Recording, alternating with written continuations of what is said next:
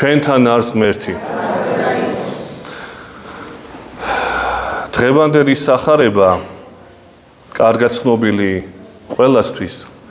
შეიძლება დავასათაუროთ ასე სასწაულებრივი თევზჭერა.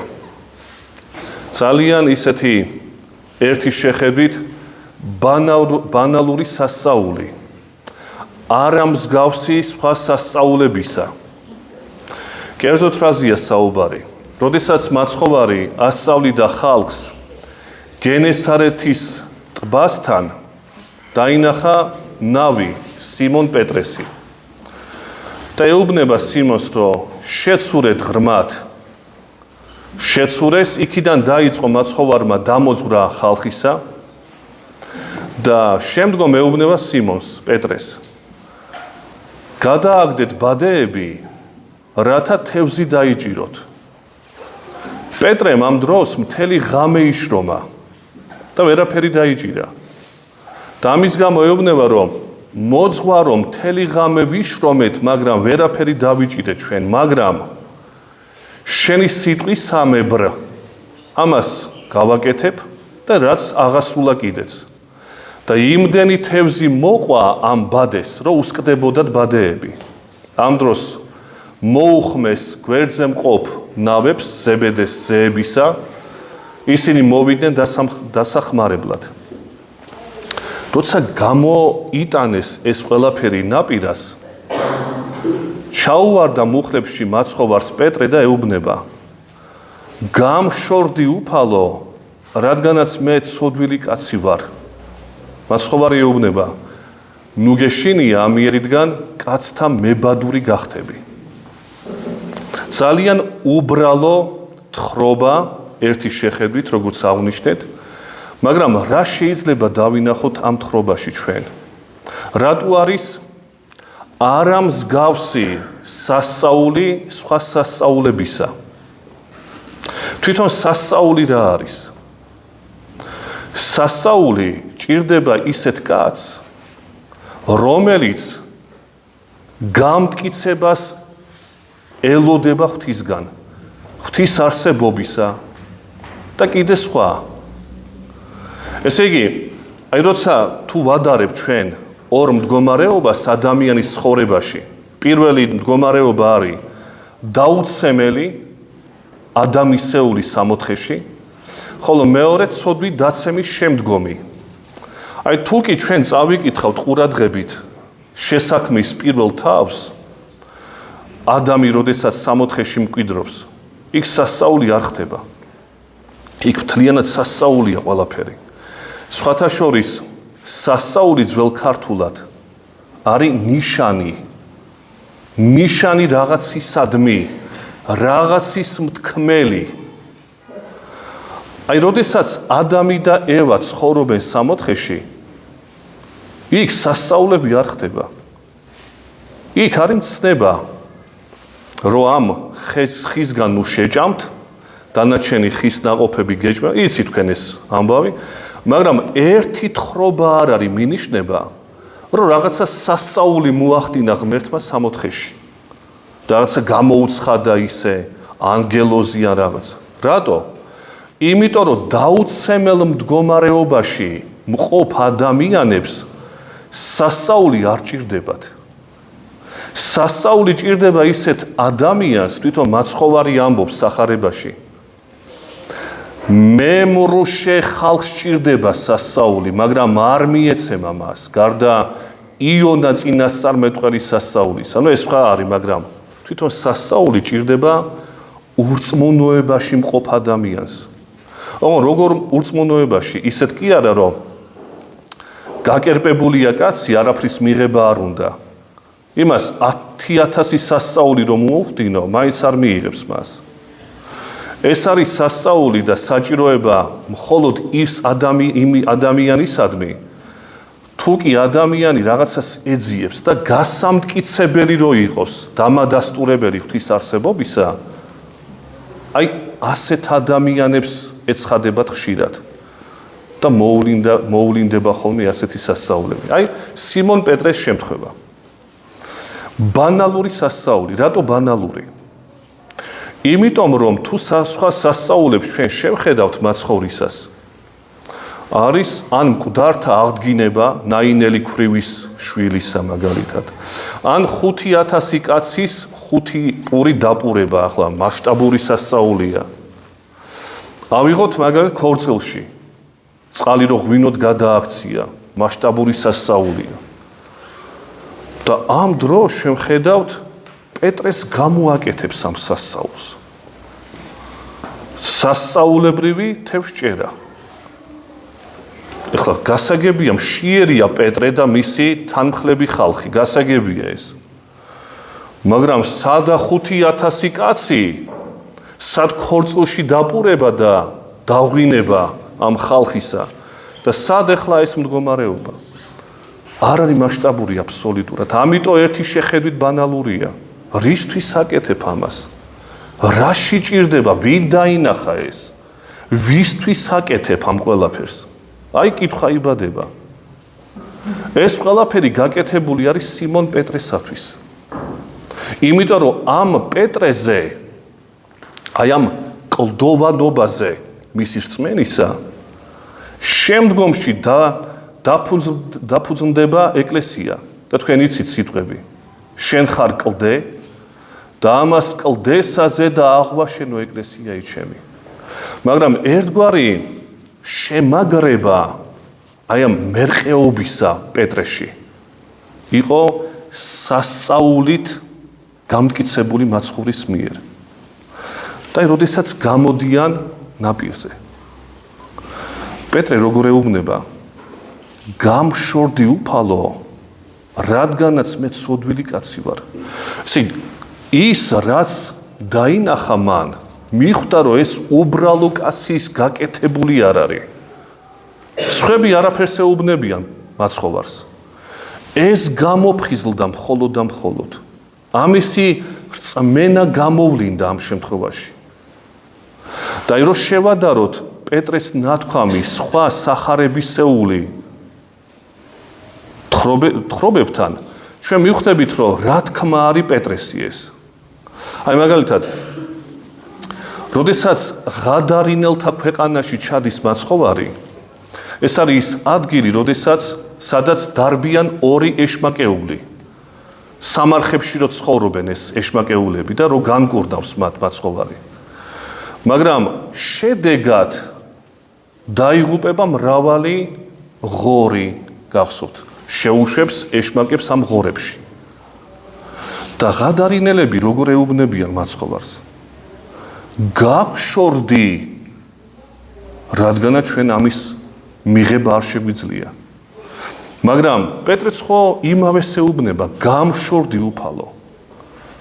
პეტრეს ნათქვამიც გამშორდია და ღადარინელთა მოსახლეობის თქმაც გამშორდია, მაგრამ ის ღადარინელთა თქმა არის საიდან აკარნახები?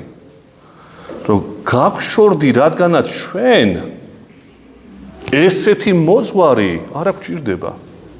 რატო? იმიტომ რომ რაც შემოსავალი ქონდა ჩვენ ღორების გაგებით, ესენი ყიდიდნენ, თვითონ არ ჭამდნენ ეს ებრაელები. ყიდიდნენ წარმართ ადამიანებზე ამ ღორებს, შემოსავალი იყო მათი. და ამ დროს დაიხოცა ამდენი ღორი. შემოსავალი დაიკარგა ჩვენი, ჩვენ რაში გვჭირდებით ჩვენ ასეთი. გაგშორდი შენი სასწაულები, ჩვენ არ გვჭირდება. დაინახეს რომ განიკურნა ეს ეშმაკით შემოსილი, შეპყრობილი ადამიანი, ამხელა სასწაული დაინახეს. და მიუხედავად ამის ამბობენ რომ ჩვენგან წადი. რა ამჯობინეს? ფული, შემოსავალი იმას, იმ სასწაულებს, იმ საღვთო მოვლენას. ესე იგი, აი ამაში გაცვალეს ეს ყველაფერი. მაგრამ როდესაც პეტრესთან დაკავშირებით ვუყურებ ჩვენ, რატო ამბობს გამშორდი უფალო? იმიტომ კი არ ამბობს, რომ არ უნდა მაცხოვართან ყოფნა. უბრალოდ მიზეზი ამისა, ამ თქმისა არის მისი ცოდვილიანობა. ანუ სხვაგვარად რო ვთარგმნოთ, პეტრე ამბობს, რომ გამშორდი, მე მინდა შენთან ყოფნა. მაგრამ ამ სინათლის და სიწმინდის ღირსი არა ვარ. ამიტომ ჩემგან წადი უფალო. უბრალოდ მეწავალ შენგან, იმიტომ რომ შენი ღირსი არა ვარ. აი ეს ორი მომენტი რომ შევადაროთ ღადარინელთა და პეტრესი არის აბსოლუტურად სხვადასხვა მოტივით თქმული. და მეორე თქმა, რადგანაც სოდვილი ვარ უფალო. შევადაროთ სხვა სახარებისოლ მომენტს. იგავი მეზვერისა და ფარისევლის შესახებ. შევიდა ფარისეველი ტაძარში, ლოცულობს როგორ? გმადლობ ღმერთო, რომ არა ვარ სხვა ადამიანების მსგავსი. სხვაგან აქვს საქმე, შიდა ცხოვრება კი არა. მე რაზე ფიქრობ, რა ემოციები მაქვს, როგორ თვით კრიტიკას ვეწევი, ეს არავის არ აინტერესებს. ფარისეველს არ აინტერესებს ეს. შფოთიანი კაცია და მაგიტო. აინტერესებს ის სხვებთან შედარებით როგორია. იქ რა ხდება? შიგნით კი არა, იქ რა ხდება? ესენი არიან მემრუშენი, ესენი არიან გახსნილები, მე კარგი ვარ. ათეულს ვწირავ ტაძარს, ორჯერ მარხულობ. ანუ გარეგნულად ყველაფერი კარგად ამაქვს საქმე. და ისინი რომ ამ ყველაფერს არ აკეთებენ, აი მათ მიხედეთ, რომ მე რა მისახედი ვარ. გარეთ აქვს საქმე. ამიტომ ავადმყოფია ასეთი ადამიანი. დაშლილია და მაგიტო სულიერად. აი ეს ფარისეველი, ესე იგი, როგორ იწყებს ლოცვას? გმადლობ ღმერთო, რომ არა ვარ სხვა ადამიანების ნაირი და ჩამოთვლის თავის სათნოებებს. ეს ადამიანი და მისი მსგავსი ადამიანები, ეს ჩვენ ვიქნებით თუ სხვა მნიშვნელობა არ აქვს. სულიერად ავადმყოფი ხალხია. საერთოდ ამპარტავანი ადამიანი ყოველთვის არის დაშლილი ადამიანი. ყოველთვის სხვასთან აქვს საქმე. პოლიტიკაში რა ხდება, სპორტში რა ხდება, სულ სხვაგან, ეკლესიაში რა ხდება, სულ სხვაგან არის. საკუთარ თავთან არ რჩება ამპარტავანი კაცი, რატო? იმიტომ რომ გონია რომ ყველაფერი კარგად არის მასში. ეს არის ხიბლი. მოტყუება საკუთარი თავის. ფეისბუქებში რა ხდება? იქ რო ხდება, ყველაზე საინტერესოა. იქ ხდება რაც ხდება, იქ წყდება მთელი პრობლემები. ეს არის ხიბლის მდგომარეობა ადამიანების. როდესაც არიან დაშლილები, ამპარტავანი კაცი ახლა ქრისტიანობაში იწოდება როგორც ყველაზე შეპყრობილი დიდი ვნებით, ყველაზე დიდი ვნება არის ამპარტავნება. ეს ზოგადი თქმა ამპარტავნებისა ძალიან ხშირად გაუგებარია. რას ნიშნავს ეს ამპარტავნება ადამიანის? ან ხიბლი. რას ნიშნავს ეს ხიბლი? ძალიან ცოტამ თუ იცის. ხიბლი არის მოხიბლულობა საკუთარი თავით და შესაბამისად შინაგანი თავით თავის დაშლილობა. სხვადასხვა სფეროებად არის მისი პიროვნება დაშლილი. ასეთი ადამიანები ყოველთვის უდათ არიან. აი მიუხედავად იმისა, რომ სხვასთან აგვარებენ საქმეებს, ყოველთვის უდათ იქნებიან ასეთები. იმიტომ საკუთარი ტვინი ვერ დაულაგებია ამ ასეთ ადამიანს. საკუთარი სულიერი სიმშვიდე ვერ დაულაგებია და ალაგებს სხვასთან, მეზობელთან, ნათესავთან, სპორტში, პოლიტიკაში ალაგებს. ეკლესიაში უნდა დაალაგოს საქმე ამან. და ცუდად არის მე, იმიტომ რომ ვერ ალაგებს, შედეგი არ არის. მე ცუდად ხდება. აი ესეთი ადამიანი იყო ფარისეველი. მაგრამ მეორე კაცი როგორია? ეს მეზვერი. მეზვერი არის შიგნით მაყურებელი კაცი. და რას ამბობს? ღმერთო, მილხინე მე ცოდვილს ამას და შემიწყალე. შეკრული კაცი, მთლიანი კაცი. რატო? თავმდაბალი კაცია და მაგიტო. ანუ სხვაგვარად რო ვთქვათ, სულიერად ჯამრთელი ადამიანია ეს. სხვასთან კი არა აქვს საქმე. ფარისევერი გამოვასწორო, ჩემი ებრაელი ხალხი გამოვიხსნა მე ტყვეობიდან. ამასთან კი არა აქვს საქმე. ხედავს რომ რა დღეშია თვითონ. ღმერთო მილხინე მე ცოდვილს ამას და შემიწყალე მე. იმიტომ რომ ვერ გამოასწორებს ადამიანი ვერავის. თუ კი საკუთარ თავს არ მიხედა ჯერ პირველ რიგში. და საკუთარ თავს რომ მიხედო, ხიბლში არ უნდა იყო. ამ პარტავნებისაგან დაცლილი უნდა იყო. აქედან იწყება სულიერი ცხოვრება. სხვა სულიერი ცხოვრება არ არსებობს დედამიწის ზურგზე. და რას ვხედავთ პეტრეს შემთხვევაში? ის თავის მოღვაწეობას კი არ ჩამოთვლის. აი მე როგორი მებადური ვარ, მე შენი მჯერა, მე შენ მიყვარხარ და რამეებს არ ელაპარაკება. შეიძლება მართლა არის, მაგრამ ამას ჩვენ სახარებიდან ვერ ხვდებით. ვერ ვიგებთ რა დამოკიდებულება აქვს მაცხოვართან. ერთადერთი რამაც მისი გამოფხიზლება მოახდინა, ეს არის შეკრება საკუთარი თავის. დაბნეულობა და დაშლილობა კი არა.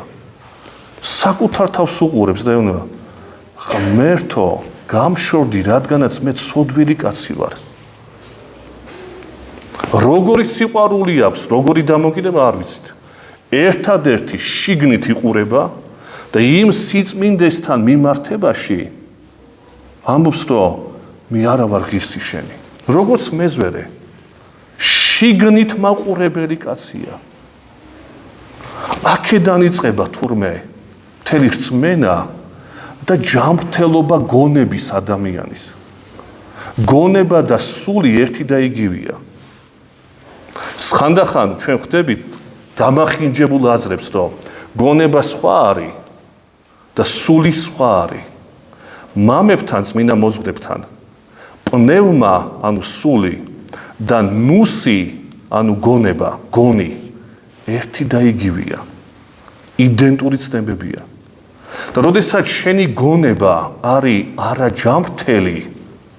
არაჯანმრთელი ხედვის მქონე, უმეტეს შემთხვევაში მოაქვს ხიბლი, მოტყუება საკუთარი თავით, განბნეულობა, ამპარტავნება, მე უნდა ასწავლო ყველას. როგორც ფარისევერი ფიქრობს და რომელი გამოვიდა ტაძრიდან გამართლებული, ფარისევერი თუ მეზვერე? ვიცით რომ მეზვერე, რატო? ჯანმრთელი კაცია. ამან შეიძლება ისეთი ნაყოფი გამოიტანოს, უბრალოდ იგავია და ჩვენ არ ვიცით ამ მეზვერის შემდგომი მოღვაწეობა. იმიტომ რომ მაცხოვარს ამ მოღვაწეობაზე კი არ ქონდა აქცენტი გაკეთებული, რაც მოიტანდა ასეთი კაცი, ამაზე არ ესა. ყველაზე მნიშვნელოვანია თქმული, აი ჯანმრთელი კაცი. ნორმალური ფსიქიურად ნორმალური ადამიანი როგორი უნდა იყოს. პეტრეს მსგავსი, მეზვერის მსგავსი და არა ღადარინელთა მსგავსი და არა ფარისევრის მსგავსი. როდესაც სხვაგან აქვს საქმე. ასეთი ადამიანი ვერასოდეს ვერ იქნება ჯერ ბედნიერი თვითონ და მის გარშემო მყოფი ხალხიც ყოველთვის დაიტანჯება. რატო?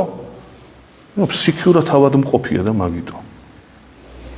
აი ეს არის ახსნა დღევანდელი სახარებისა. პეტრე იყო გამოჯამრთელებული ფსიქიურად კაცი. ფსიქიკაზე თუ გადავიტანეთ. შიგნით ქონდა ყურადღება გამახვილებული და არა გარეთ.